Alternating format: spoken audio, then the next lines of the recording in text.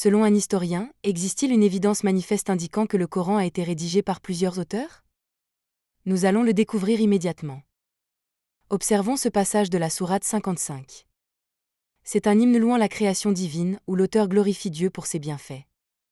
Cependant, les versets 8 et 9 semblent être en décalage, ils enjoignent les croyants à ne pas tricher sur la balance lors de transactions commerciales.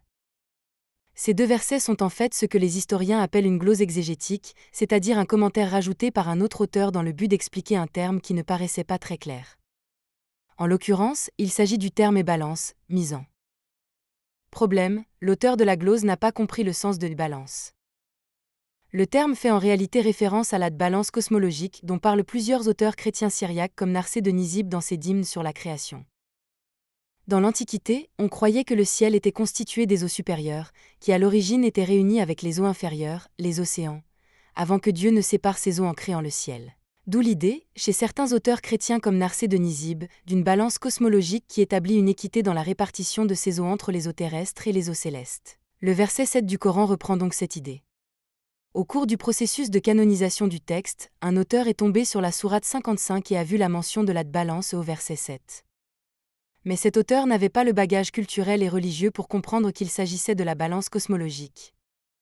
Il a compris, à tort, qu'il s'agissait d'une balance dont se servaient les commerçants dans le cadre des échanges qu'ils faisaient.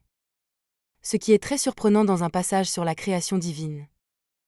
Il a donc rajouté les versets 8 et 9, complètement hors sujet, afin de donner plus de détails sur la balance mentionnée au verset 7, sans comprendre qu'on ne parlait pas de la même balance.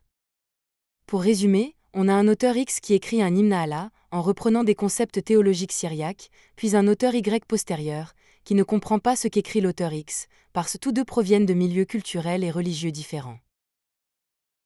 Évidemment, cette conclusion n'est pas partagée par les musulmans qui préféreraient interpréter les faits de manière différente.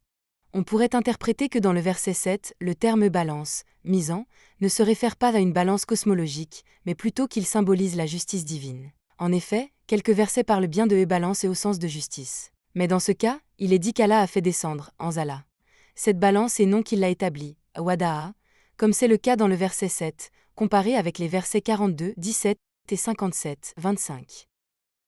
De plus, les liens entre le Coran et l'hymne sur la création de Narsé de Nizib sont trop forts pour que la présence du terme balance au verset 7 soit du hasard. La balance est utilisée dans le Coran comme chez Narsé dans le même contexte, celui de la création et de la cosmologie. Le verset 5 reprend l'idée de Narsé selon laquelle la course de la Lune suit un calcul précis. Le verset 10 reprend aussi l'idée que Dieu a créé la terre pour l'homme. Cela montre qu'au moment de composer la sourate, l'auteur avait en tête l'homélie de Narsé. Ajoutons à cela que l'idée d'une balance cosmologique est présente chez un autre auteur syriaque, Jacob de Saroug. Bien qu'il n'utilise pas explicitement le terme balance, ses écrits évoquent clairement la pesée des eaux, suggérant ainsi la notion d'une balance.